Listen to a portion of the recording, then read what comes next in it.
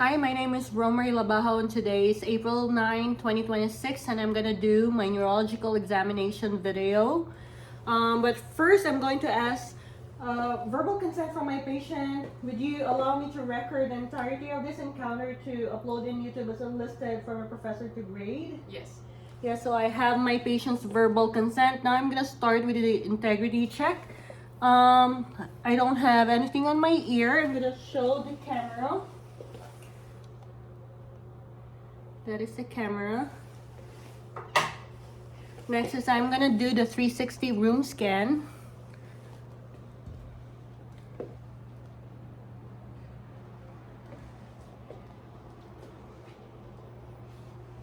And the ceiling.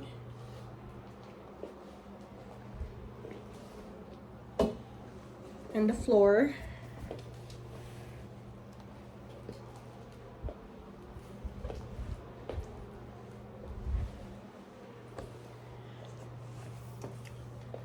Okay, so I'm done with the 360 and the 4 checks. And now I'm gonna start. I'm gonna do hand hygiene.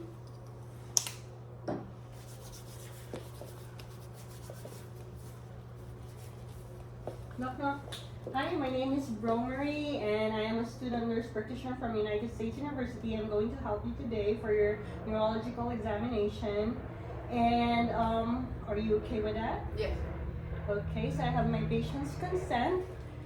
Next is I'm going to ask you a series of questions, okay?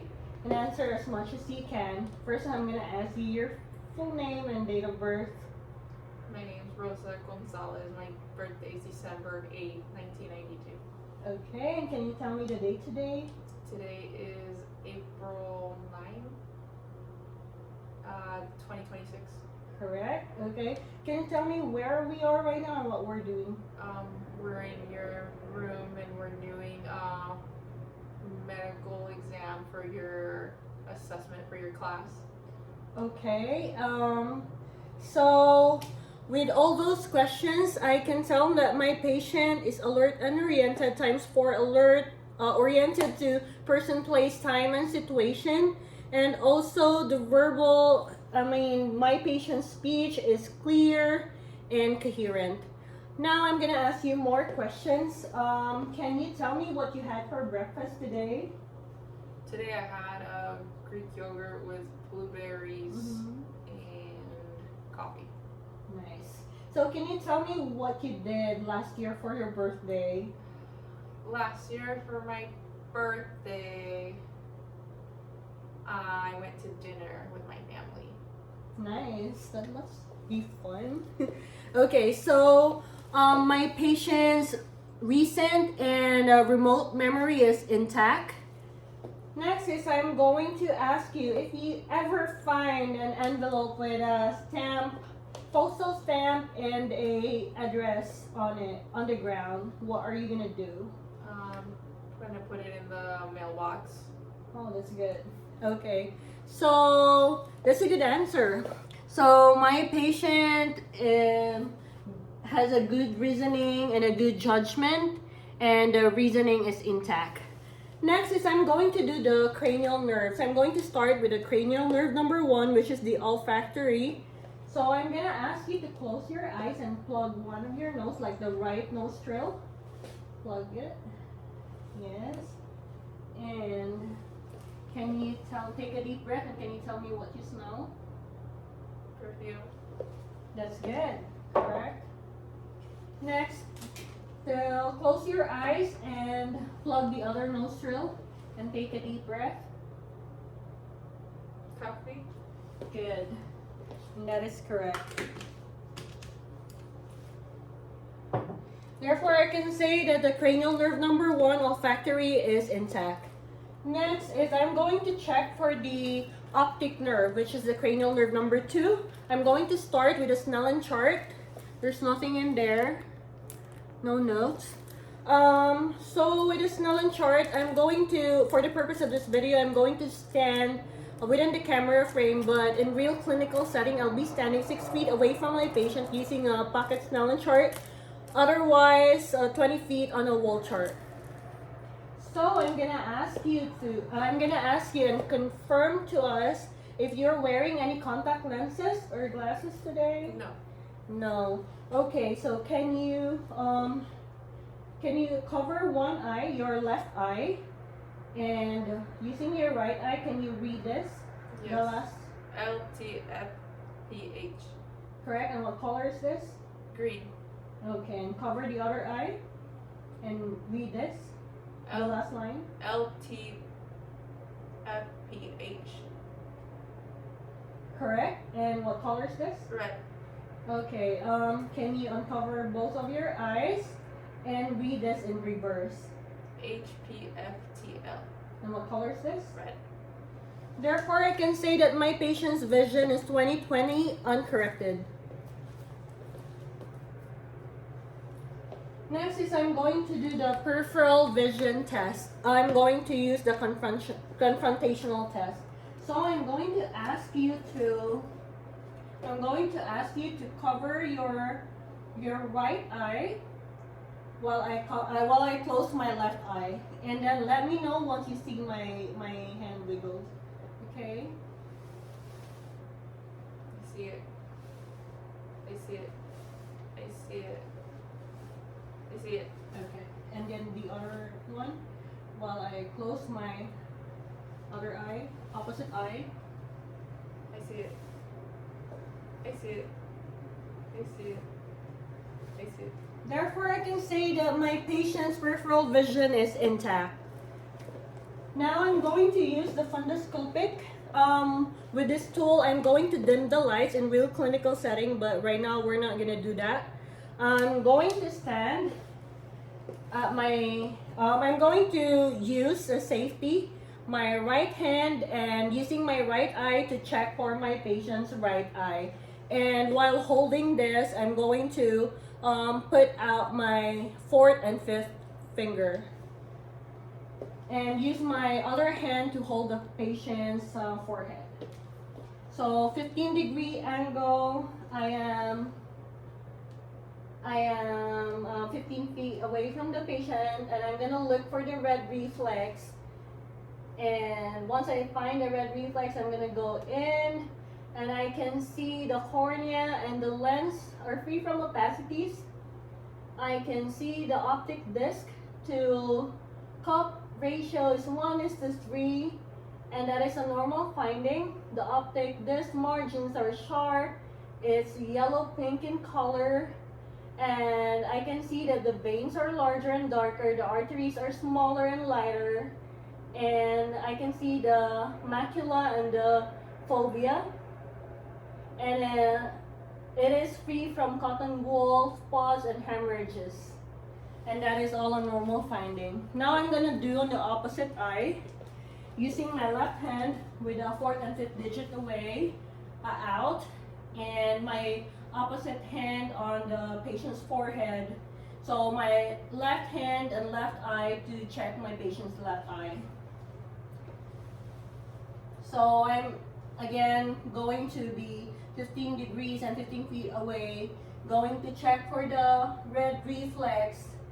And once I find the red reflex, I can see that the lens and cornea are free from opacities, and I can tell that the optic disc to cup ratio is 1:3. I can see the macula and the fovea. I can see the veins are larger and darker. The arteries are smaller and lighter, and I can see that the retina is reddish and orange in color. It's the same on the other eye. The margins of the optic disc are sharp, and it's yellow pink in color. And I don't see any cotton wool spots. There's no hemorrhages, and that is all a normal finding. So now I can say that the optic nerve, cranial nerve number 2 is intact. Next, I'm going to check for the cranial nerve number 3, which is the oculomotor.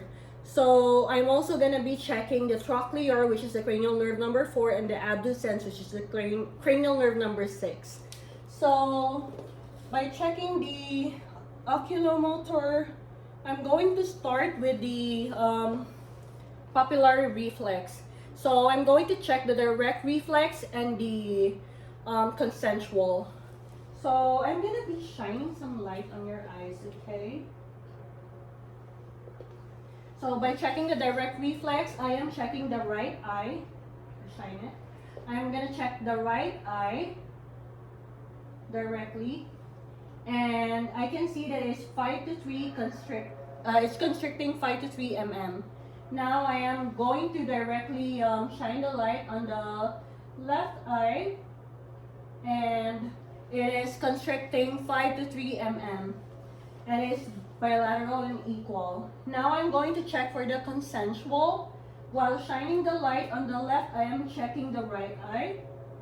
So I can see that it is bilaterally constricting 5 to 3, and it is equal. And I'm checking the right eye. Now I'm shining the light on the right eye while checking the left eye, and it is equal and bilateral. So next I'm gonna ask you to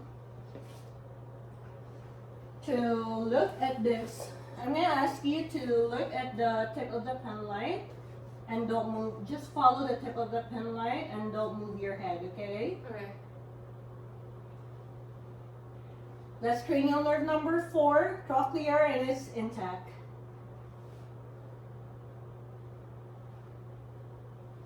Cranial nerve number 3, and that's oculomotor, and that's intact. Cranial nerve number 6, and that's subducens, and that's intact. And while I was doing these movements, I was also noticing the patient's eye movement, and I don't see any abnormal or nystagmus movements. So if there is any nystagmus, I'm gonna be counting the beats and document it. But so far with my patient, I don't see any nystagmus present. I am gonna say that the cranial nerve number 3, oculomotor, cranial nerve number 4, trochlear, and cranial nerve number 6, abducens, are all intact.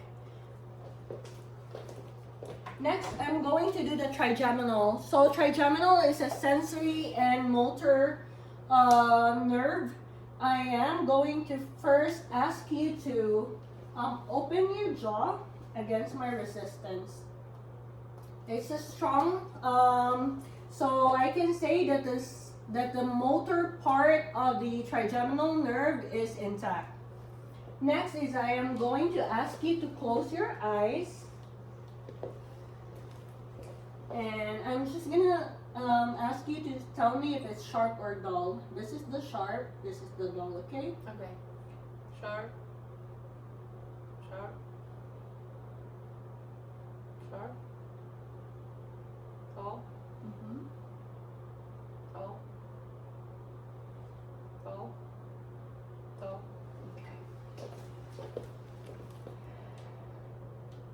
So I can say that the sensory part of the trigeminal nerve is intact. So cranial nerve number 5 is intact. I already checked the cranial nerve number 6, which is the abducens. Now I'm going to proceed with the facial, cranial nerve number 7. I'm going to ask you to raise your eyebrow as high as you can, and puff your cheeks as big as you can, like this. I can see that. Good. That's good. I can tell that my patient's cranial nerve number 7, facial, is intact. Now I'm going to proceed to the acoustic, cranial nerve number 8. So I'm going to be doing 3 tests. I'm going to be doing whisper, the Weber test, and the Rhine test. I'm going to first ask you to look ahead, look straight ahead, and I'm going to be whispering like a series of letters, and you repeat it for me. A, B, C. That's correct. And I am 2 feet away from the patient. Same on this side. 1, 2, 3. 1, 2, 3. That's correct. So next is I'm going to do the Weber test. I am going to activate this and put this on your forehead, okay? and you tell me if you can hear it equally. Okay?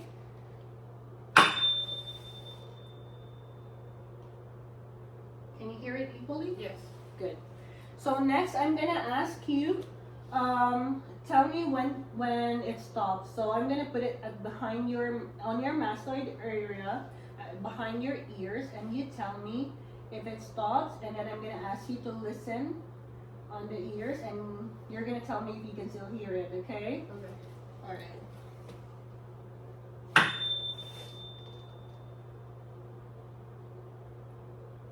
Stop. Now. Can you still hear it? Yeah? Yes. Good.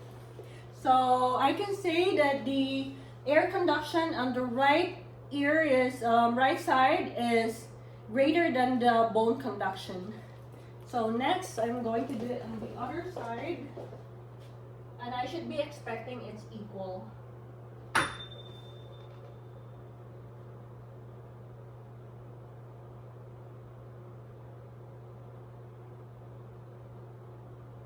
Stop. Okay, so you're Good.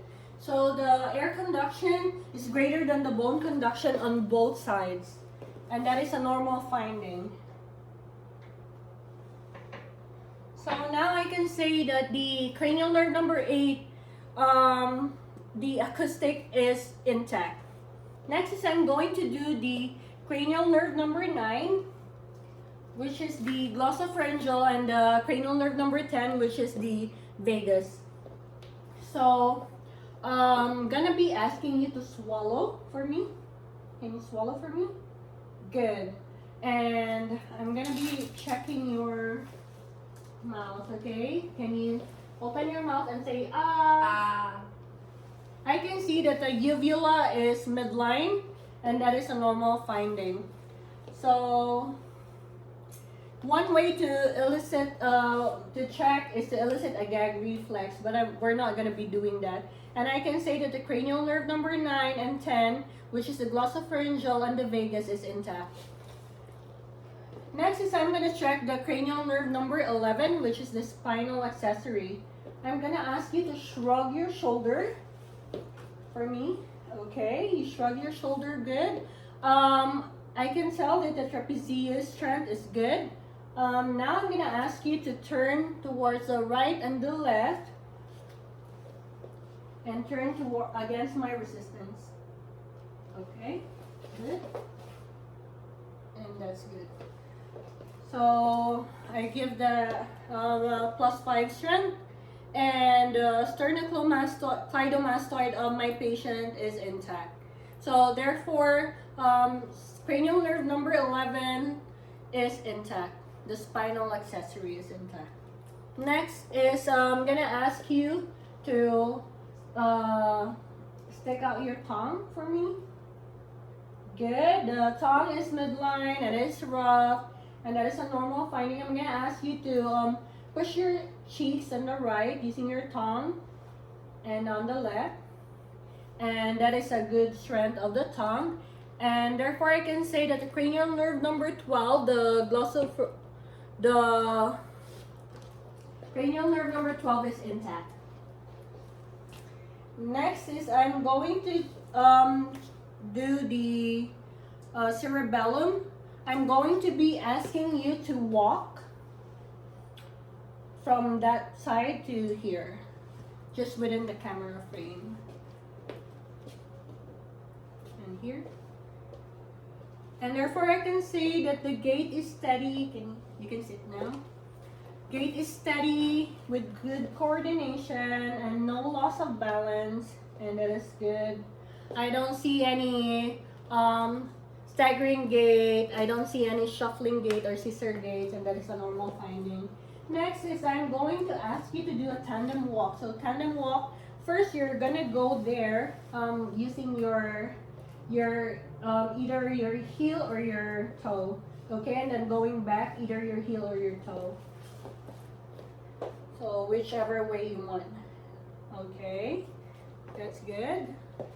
And then your heel. Okay, that's good. I can see that there is a good coordination, no loss of balance. There's a good dorsiflexion and the plantar flexion, and that is a normal finding. Next is I'm going to ask you to stand and raise your arms like you're holding a cup, like that, and while you close your eyes, and that is what we call the Romberg and the pronation drift test. So I'm gonna pretend that's I'm gonna observe the patient for 60 seconds and pretend that it has passed already.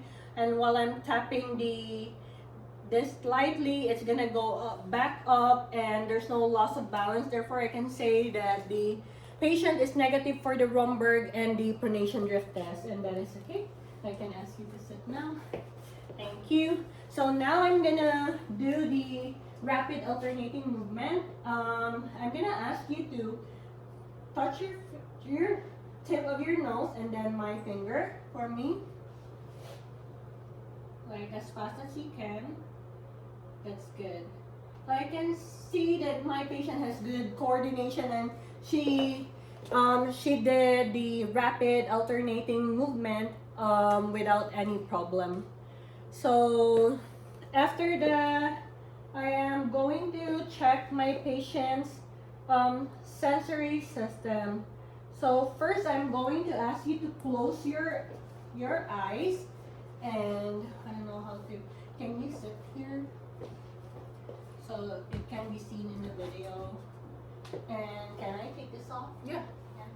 And this one off. Just making sure it can be seen in the video. Yeah. So is it okay to touch your feet? Okay. I'm gonna ask you to close your eyes and tell me the position where I'm pointing at. If it's upward or downward. Up. Good. Up. Okay, good. So she passed the joint position test. Now I'm going to do the 2-point distinction test. So I'm gonna ask you if it's 1 point or 2 point, okay? You're gonna be telling me. 1. 1. 1. 1. 2. 2. 1. 2. 1. 2. 2. 1. 1.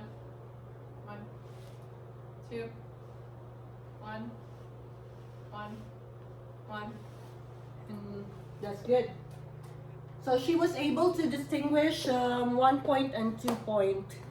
And next is I am going to do the tactile and pain sensation on the upper and lower extremities consecutively.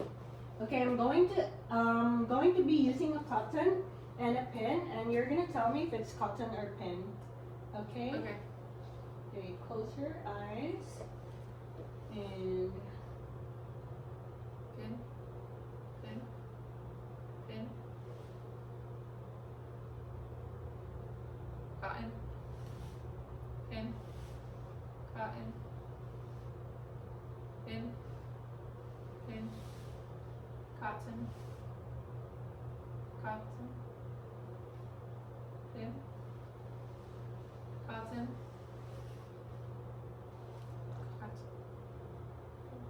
okay, good. Alright, so she did well. She was able to distinguish tactile and pain sensation. Next is I'm going to check for the vibration on the interphalangeal area of the joint, and can you tell me if you feel the vibration? I'm going to hold it as like earlier on the Weber and the Rhine test, but I'm going to hold it on the stem. It's just that the stem is short. I'll try my best.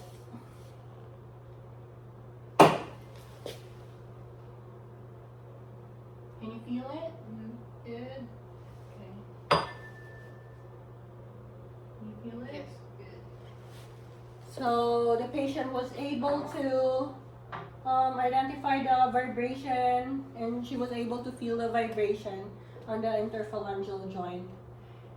Next is I am going to check for the motor. So first, I am going to ask you to do some movements, okay? Go against my resistance. First is I'm going to check the deltoid, upper extremities, deltoid, biceps, and triceps. I'm going to ask you to pull it out against my resistance. Good, and I give that as +5. Next, I'm going to ask you to curl, do a curl against my resistance. Good. And on the opposite way for like go down, that's for the tricep, and the other one was for the bicep. After that, I'm going to ask you to do a hand grip. Squeeze my hand. Good. That was a little bit too strong. I give that +5. So all of the upper extremities are +5. And can you abduct your fingers like this? Okay, and go against my resistance. Good. That's a good grip, good strength. Okay, I'm gonna ask you to abduct your fingers and don't let me open it. Abduct it, close it. Good, good. Okay, I give that +5. Next is I'm going to ask you to abduct your hips, your legs, and go against my resistance. Okay, that's good. That's +5. Next, I'm going to ask you to close it and go against my resistance. Good. And that's a +5. Next, I'm going to ask you to push your legs out. That's a good one. Okay. Next is I'm going to ask you to push your legs in. Okay, good. So, and I gave all of that as +5. So the patient has a good strength on the upper and lower extremities.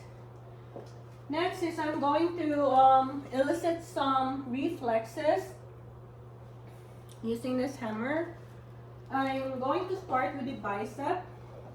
Okay, can you position your arms like that? Okay, good. Next. That's good.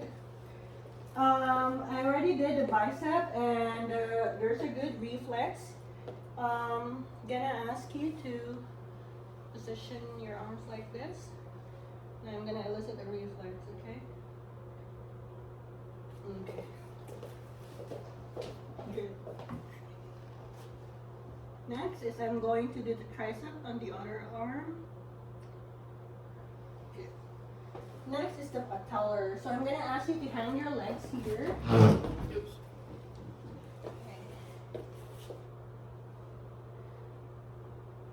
Okay, that's a good reflex. Okay, that's a good reflex. Next, that's the patellar reflex.